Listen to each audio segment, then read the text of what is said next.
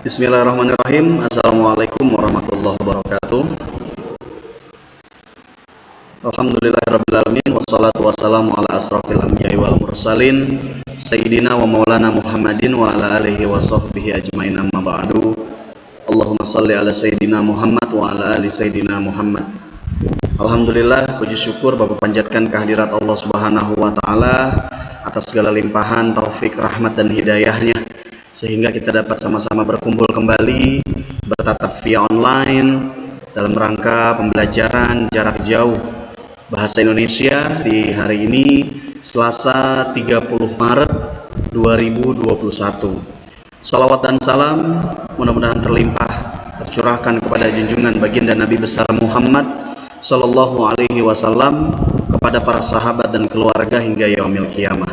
Anak-anakku semua dari kelas 7, khususnya kelas 7A, B, C, D, dan E, mudah-mudahan Bapak doakan kalian dalam keadaan sehat walafiat, tetap semangat, jaga kesehatan, pola makan yang sehat, jangan banyak pikiran, jangan gampang stres, tetap semangat menjalani hari-hari selama belajar online di rumah. Mudah-mudahan kita dalam keadaan sehat, dalam keadaan kuat, karena sebentar lagi kita akan memasuki bulan suci Ramadan. Mudah-mudahan Allah Subhanahu wa ta'ala memberikan umur panjang, keberkahan umur kepada kita sekalian, dan kita dapat berpuasa 1 bulan penuh dengan khusyuk tanpa halangan apapun. Amin ya rabbal alamin. Ya baik, anak-anakku semua dari kelas 7A, B, C, D, dan E, pada pertemuan hari ini Bapak akan menjelaskan mengenai struktur dan kebahasaan pada puisi rakyat, yang mana pada minggu kemarin, pertemuan kemarin, Bapak sudah menjelaskan mengenai hakikat definisi atau pemahaman pengertian mengenai puisi rakyat dan juga jenis-jenis daripada puisi rakyat. Sebelum Bapak memberikan penjelasan, maka insya Allah minggu depan kita sudah masuk ulangan harian, ya. Insya Allah kita sudah masuk ulangan harian pada bab puisi rakyat, di mana puisi rakyat ini salah satu cabang materi tentang kesusastraan, ya, tentang kesusastraan, di mana puisi rakyat ini bisa memanjakan, mengenalkan tradisi yang harus memang diperkenalkan, dilestarikan kepada kalian semua, khususnya dalam hal ini untuk kelas 7. Tidak hanya untuk kelas 7 sebenarnya, dalam lingkup pembelajaran bahasa Indonesia, puisi rakyat ini seperti gurindam, seperti pantun, seperti syair, ini memang merupakan salah satu sastra, jenis karya sastra yang harus dilestarikan agar tidak punah. Kenapa? Karena di dalamnya banyak nilai-nilai moral, nilai-nilai pendidikan, nilai budaya, nilai agama, nilai sosial, nilai apapun yang terdapat dalam ketiga puisi rakyat tersebut, dan berisi petuah-petuah, nasihat-nasihat untuk kehidupan bermasyarakat yang benar sesuai syariat, menurut syariat agama, dan juga dan ciri pandang daripada sosial dan juga kebudayaan. Maka dari itu, pembelajaran hari ini kita sudah masuk kepada struktur dan kebahasaan puisi rakyat, di mana di buku paket kalian bisa buka halaman 185, ya. Di bagian layar kalian sudah melihat menelaah struktur dan kebahasaan pada puisi rakyat. Dalam beberapa menit ke depan mohon diperhatikan apa saja yang Bapak sampaikan, mudah-mudahan dapat bisa dipahami dan bermanfaat sebagai pembelajaran pada puisi rakyat tersebut. Baik, langsung saja. Nah, kemarin kalian sudah mempelajari mengenai jenis-jenis, ya, terdapat pantun, syair, dan juga gurindam. Nah, itu merupakan salah satu jenis karya sastra dalam puisi rakyat, ya, karena di dalamnya terdapat tulisan-tulisan yang mungkin disusun oleh orang-orang terdahulu, di mana terdapat pada syair dan gurindam itu terdapat makna-makna yang harus dipahami, yang harus dilakukan, yang harus diperhatikan, karena nilai yang diberikan pada syair dan juga gurindam itu merupakan salah satu bukti bahwa nasihat itu bisa selalu disenikan ya dalam pantun pembawaannya, ya misalkan pembawaannya secara humoris dengan penuh lelucon. Syair itu mengandalkan sebuah hati di mana kita berbicara dengan hati kepada hati bertemu hati ya, karena isi syair dan isi gurindam itu sangat indah jika memang dibacakan dengan sepenuh hati. Nah, pada struktur dan kebahasaan ini, puisi rakyat juga memiliki struktur dan juga kebahasaannya. Nah, bagaimana struktur ini harus memang diperhatikan ketika kalian paling tidak membacakan misalkan membacakan pantun, membacakan syair ataupun membacakan gurindam ya. Dalam hal ini ada pola-pola yang harus kalian perhatikan. Nah, pada pantun berikut bisa diperhatikan, dilihat ada pola 1, pola 2, pola 3, pola 4 ya, sampai situ dulu ya. Pola 1, pola 2, pola 3, pola 4. Nah, ini merupakan pengembangan daripada pantun. Nah, misalkan di pola pertama, buanglah sampah pada tempatnya, jangan membuang di tengah jalan. Kalau tidak mau bertanya, tidak bisa mencapai semua harapan. Nah, pada intinya pantun merupakan pola yang harus disetarakan.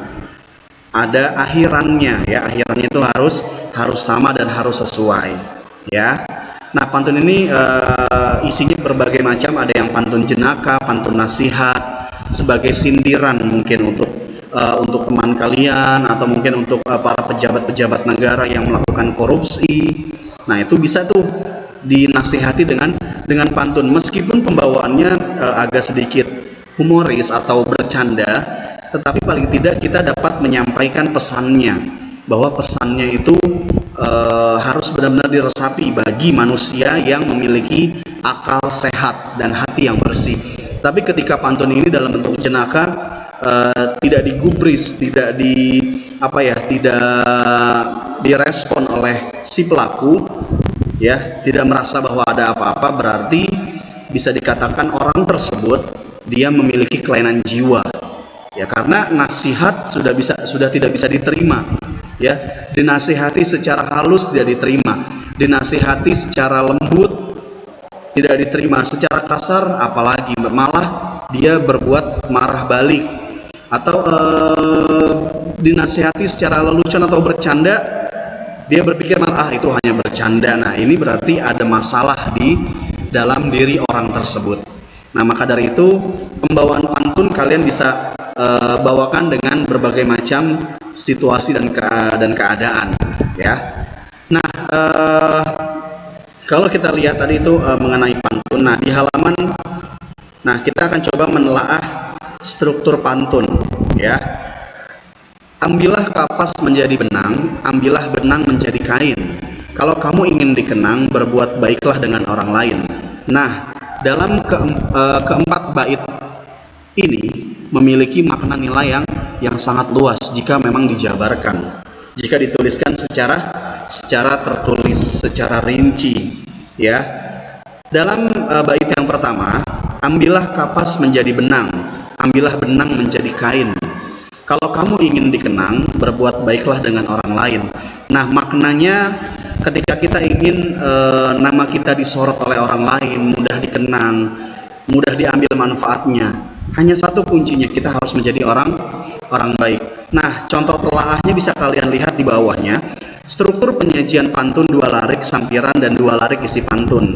Ya, sampiran itu yang di atas ada 2. Ambillah kapas menjadi benang, ambillah benang menjadi kain. Nah, itu 2 larik sampiran yang pertama merupakan sebabnya atau alasan. Nah, yang akibatnya itu di larik yang kedua.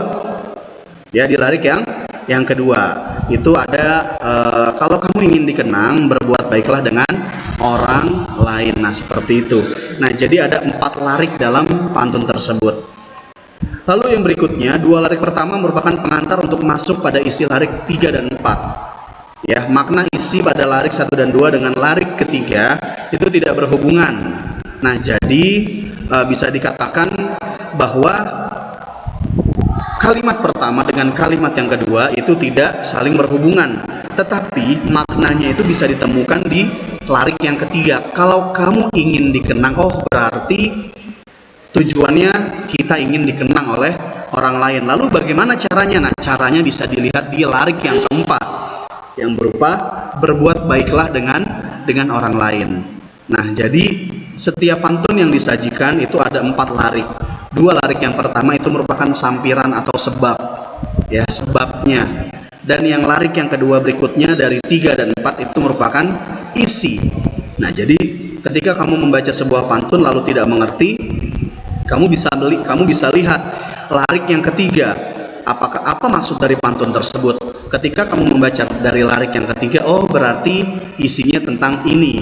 Misalkan apakah tentang nasihatkah, atau mungkin tentang sindirankah, ataukah mungkin mencurahkan sebuah perasaan untuk orang yang kita sayang, bisa orang tua, kakek nenek, ya, sahabat jauh, yaitu bisa seperti itu. Nah, itu untuk contoh telah daripada pantun. Nah, sekarang kita akan menelaah struktur dari bahasa gurindam. Nah, gurindam ini seperti yang Bapak beritahu. Nah, gurindam ini merupakan salah satu sebuah kalimat yang memang di dalamnya terdapat petuah-petuah. Nah, bisa kalian lihat gurindam ini ada 12 pasal, ya, pasal pertama sampai pasal yang ke-12. Nah, untuk lebih jelasnya nanti Bapak akan kirimkan untuk pasal-pasal daripada gurindamnya dalam bentuk file Word, ya. Insya Allah nanti akan Bapak kirimkan. Kalian bisa mempelajari pasal 1 sampai dengan pasal ke-12. Nah, gurindam ini yang membuat gurindam ini ialah Raja Ali Haji, ya, yang bernama Raja Ali Haji, yang berasal dari Melayu, ya, dari Melayu, mungkin dari ranah Melayu. Bahasanya pun bahasa Melayu.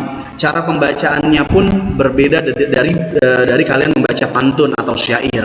Kalau syair masih menggunakan bahasa Indonesia, tapi kalau membaca gurindam kalian menggunakan bahasa Melayu.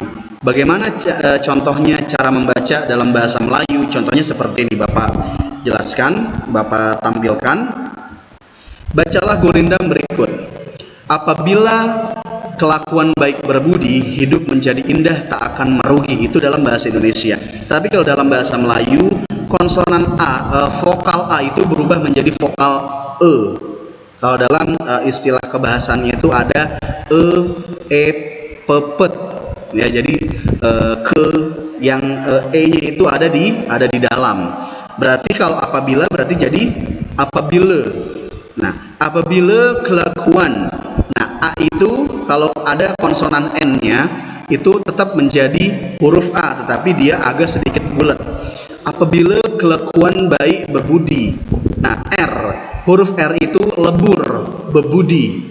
Ya, jadi enggak berbudi, jadi bebudi. Apabila kelakuan baik bebudi, hidup menjadi indah, teaken, tak. Itu kalau bahasa Indonesia tak akan, tetapi kalau di Melayukan itu tak akan merugi. Nah, jadi R-nya itu kalian seperti cadel, ya, seperti cadel. Jadi hurufnya itu R-nya itu melebur, ya. Bapak akan bacakan semuanya, diperhatikan ya. Apabila kelakuan baik berbudi, hidup menjadi indah tak akan merugi. Dengan orang tua jangan pernah melawan, kalau tidak mau hidup berantakan. Jagalah hati, jagalah lisan, agar kau tak hidup dalam penyesalan. Sayangilah orang tua dengan sepenuh hati, itulah cara menunjukkan bakti. Nah, jadi ada kata-kata yang memang konsonannya itu tidak jelas, seperti bukan tidak jelas, dileburkan, ya, seperti huruf R. Tadi ada huruf K, ya. Lalu ada T-nya itu tue. Nah, vokal A itu diubah menjadi huruf pepet, Ya, itu kalau dalam penulisannya itu huruf E, di atasnya itu ada tanda kutipnya. Itu dibacanya E, P, P, E. Ya, ada E, ada E. Nah, jadi bahasa Melayu itu menggunakan E, P, P, yang yaitu E. Jadi E-nya itu dia ada di tenggorokan bagian dalam. Seperti itu ya. Nah, jadi gurindam itu ada pasal 1 sampai dengan pasal 12. Nanti akan Bapak kirimkan ke 12 pasal daripada gurindam agar kalian bisa mengetahui dan membacanya untuk latihan nanti pada saat ujian ya. Baik, yang berikutnya ini dari bahasa gurindam ya. Lalu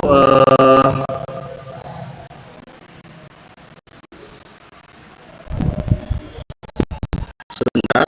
Oke, baik.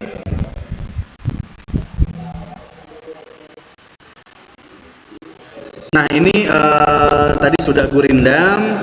Sekarang kita akan menelaah struktur dan aspek kebahasan pada syair. Nah, syair ini merupakan sebuah karya. Ini bisa dinyanyikan, bisa juga dibacakan. Nah, kalau dinyanyikan mungkin seperti syairnya daripada sholawat. Ya, Bapak akan memberikan contoh-contoh mungkin daripada syair sholawat ya. Itu syairnya itu waktu syahar. Nah, di situ ada syairnya, Bapak akan contohkan, malaikat memuji, bidadari berseri. Ya, kalau memang dinyanyikan malaikat memuji, bidadari berseri, menyambut sang nabi dari Allahu Rabbi. Nah, seperti itu. Nah, jadi syair ini sering kali dikaitkan atau dikelompokkan ke dalam salah satu teks solawat yang dibuat oleh para guru, para alim ulama, para habaib, para ustadz, para kiai. Itu banyak digunakan dalam membuat syair. Tapi jika memang syair ini ada yang dinyanyikan, disebutkan dalam irama nada, ada juga yang tidak. Nah, ketika kalian membacakan syair, itu sama seperti membacakan puisi. Jadi ada intonasi-intonasi atau nada-nada dan volume-volume suara itu yang yang harus diperhatikan. Ada kalimat yang membawa emosi, ada kalimat yang membawa sedih, ada kalimat yang membawa amarah, ya, membawa amarah yang memuncak amarahnya. Bisa juga kalimatnya membawa lucon atau humor, jenis humor, itu bisa. Tergantung daripada syair yang disajikan. Bapak akan berikan contoh.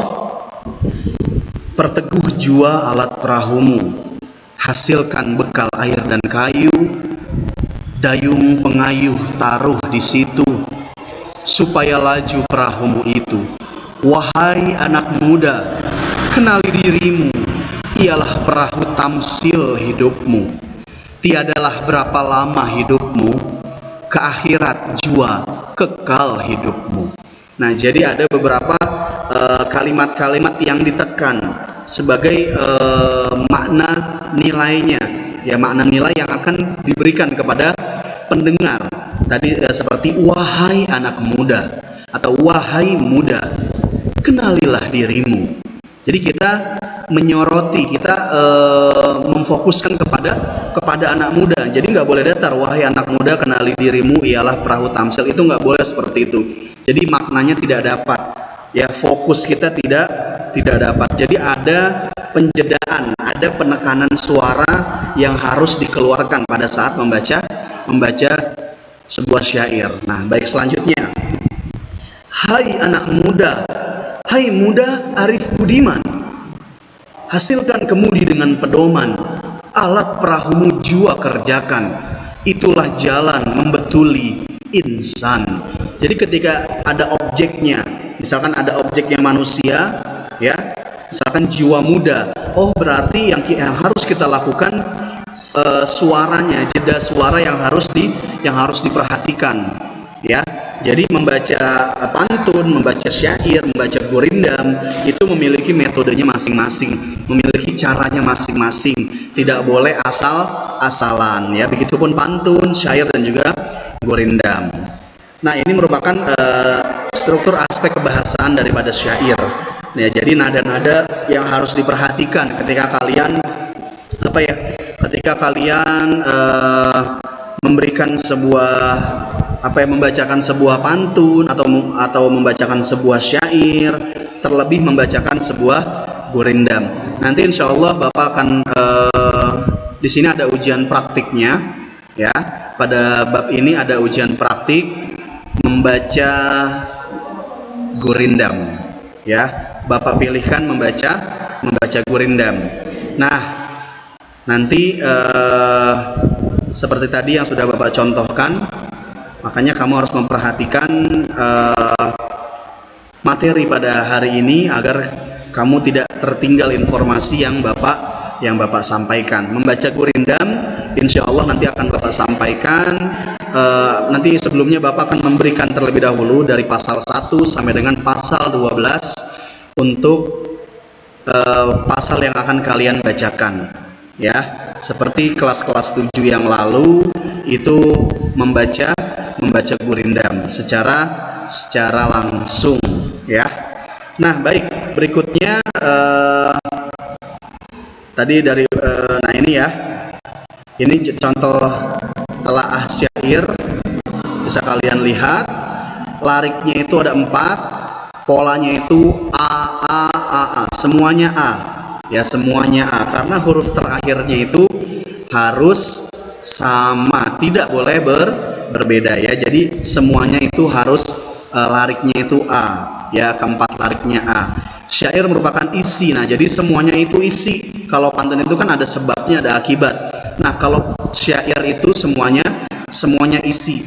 Nah, jadi dari larik 1, 2, 3, 4 dan seterusnya itu semuanya isi ya, ada makna dan nilainya. Baik, nah ini ada tambahan aja daripada struktur dan juga kaidah kebahasaan. Di bagian layar kalian bisa lihat di halaman 183 ya, itu ada kalimat perintah dan juga ada kalimat saran.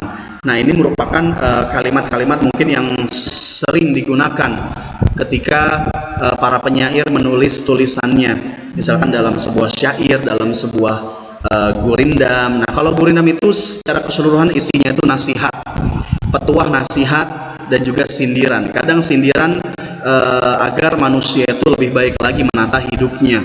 Bagaimana kita cara hidup yang baik dan benar, bagaimana kita menjadi manusia yang arif, yang bijaksana, yang jujur, yang adil, yang amanah. Nah, itu semua tertera tuh dalam petuah-petuah yang disampaikan oleh Raja Ali Haji.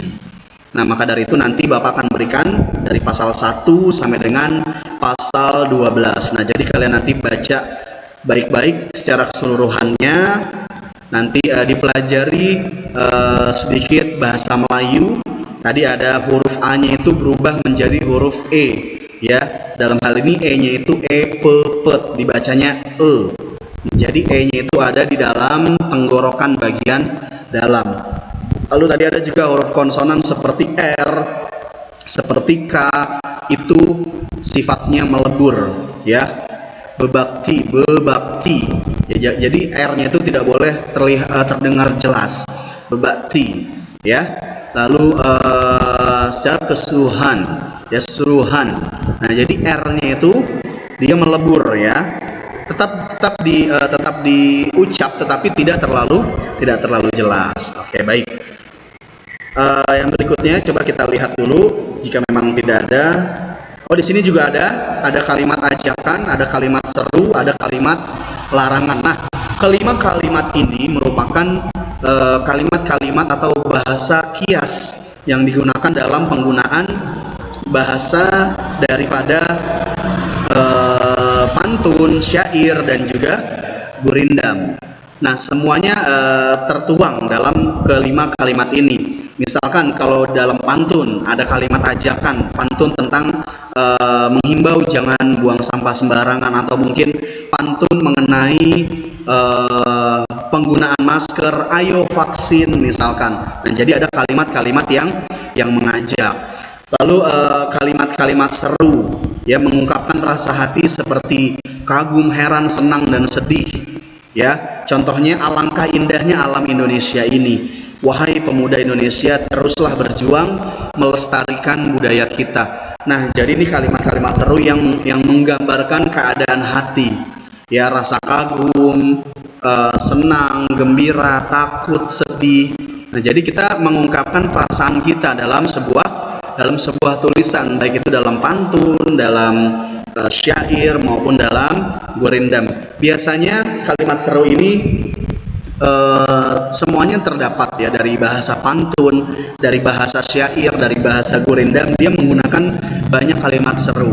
Misalkan ada kalimat wahai pemuda yang gagah, teruslah berjuang. Jadi kita selaku anak muda digambarkan, ayo terus semangat, kondisi kita masih gagah, kita masih kuat, kondisi kita masih cukup kuat, karena kita masih, jiwa muda kita masih sangat dibutuhkan untuk perjuangan di Indonesia.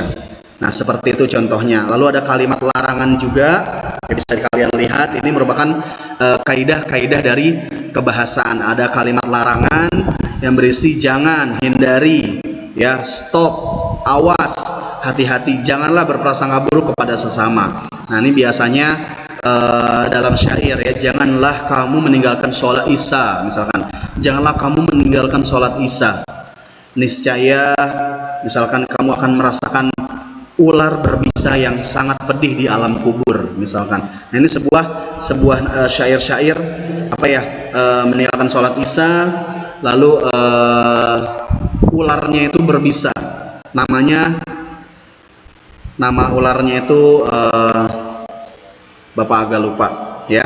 Tapi ketika kalimat-kalimat larangan ini dihadirkan, pastinya ada sebuah himbauan yang berujung, yang tujuannya itu untuk menyelamatkan kita, untuk menyelamatkan kita. Ya, tadi nama ularnya tuh Bapak baru ingat, Sujaul Akro, ya. Ya, Sujaul Akro namanya. Mudah-mudahan nggak salah, ya. Nah, tadi ada kalimat ajakan sudah, kalimat seru sudah juga. Ada kalimat di sini ada kata penghubung, ya. Ada 1, 2, 3, 4, ada sebagai tujuan, sebagai sebab, akibat, dan juga syarat. Ya, kalau yang tujuan bisa kalian lihat di layar, ada supaya, untuk, agar, dan guna. Kalau untuk sebab, ada sebab itu, karena, dan oleh karena itu, maka dari itu juga bisa. Ya, sebab, akibat itu konjungsi yang dipakai, ya, misalkan sampai, sehingga, kemudian, ya, lalu. Nah, jadi maka itu juga boleh.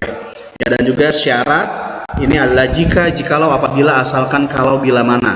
Nah, jadi ada kata-kata penghubung atau konjungsi yang dituliskan juga dalam pantun, syair, dan juga gurindam. Ya, baik, alhamdulillahirrahmanirrahim, telah selesai pembelajaran kita pada hari ini. Sedikit yang Bapak sampaikan mengenai struktur dan juga kaidah kebahasaan tadi dari pantun, gurindam. Silakan dibaca lagi bukunya mengenai struktur dan kaidah kebahasaan ini, karena nanti pada saat ujian hal ini yang sangat banyak keluar, ya. Insya Allah nanti pertemuan berikutnya kita akan melaksanakan ujian. Nah, ujiannya itu antara tulis atau praktik, nanti akan Bapak beritahu. Pokoknya kalian harus siap, mau ujian praktik, mau ujian tertulis, ya, itu harus, keduanya harus siap. Mau dua-duanya harus siap juga, ya. Mudah-mudahan Bapak yakin materi puisi rakyat ini materi yang mudah. Kalian pasti bisa melakukannya di rumah dengan baik. Tetap jaga kesehatan, ya, pola makan yang sehat, lalu jangan banyak pikiran, ya. Pokoknya semangat menghadapi PJJ. Mudah-mudahan nanti kita bulan Juli dapat bertemu tatap muka, terus berdoa, minta sama Allah.